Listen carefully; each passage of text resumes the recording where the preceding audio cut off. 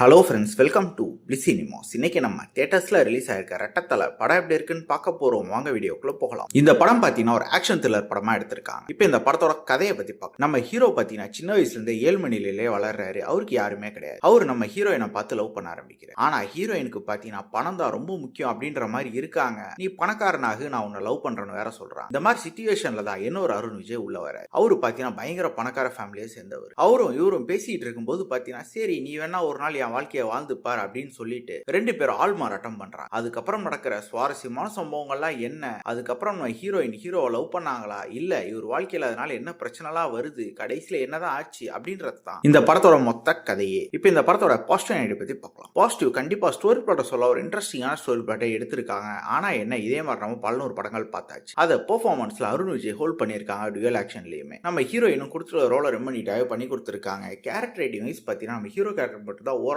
Okay எழுதியிருக்காங்க. அவங்கள follow பண்ண இந்த படத்தை பார்த்து முடிச்சு. படத்துல ஒரு ஆக்ஷன் போர்ஷன்ஸ்லாம் மிகப்பெரிய பாசிட்டிவ்னு சொல்லலாம். ஒவ்வொரு ஆக்ஷன் போர்ஷன்ஸுமே சூப்பரா தத்துருவமா எடுத்திருந்தாங்க. அதுக்கு டெக்னிக்கலி படத்துல பயங்கரமா ஹெல்ப்ஃபுல்லா இருக்கு. அது சினிமோட்டோகிராஃபி, சவுண்ட் எஃபெக்ட்ஸ், பிஜிஎம் எல்லாமே நல்லாவே பண்ணி கொடுத்திருந்தாங்க. படத்துல வர காமெடி போர்ஷன்ஸா இருக்கட்டும், அதே மாதிரி எமோஷனல் காட்சிகளா இருக்கட்டும், ரெண்டுமே பெருசா நமக்கு ஒட்டலன்னு சொல்லலாம். அது மட்டும் கொஞ்சம் கனெக்ட் ஆயிருந்தா நல்லாவே இருந்துரும். ஸ்கிரீன் பிளேஸ் பார்த்தீங்கன்னா படம் ஆரம்பத்துல இருந்து எண்டு வரைக்கும் ரொம்பவே சுவாரஸ்யம் இல்லாத ஒரு ஸ்கிரீன் பிளே தான் எழுதி எடுத்திருக்காங்க. ரொம்பவே ஃபிளாட்டா போகும். அது மட்டும் நம்ம லாஜிக் மிஸ்டேக்ஸ் வந்து எல்லாமே பெருசா இருக்கு. மொத்தத்துல பார்த்தீங்கன்னா இந்த படம் ஒரு ஒன் டைம் வாட்சபிள் படம் தான். வேணும்னா ட்ரை பண்ணி பாருங்க. இன்னொரு வீடியோல சந்திக்கலாம்.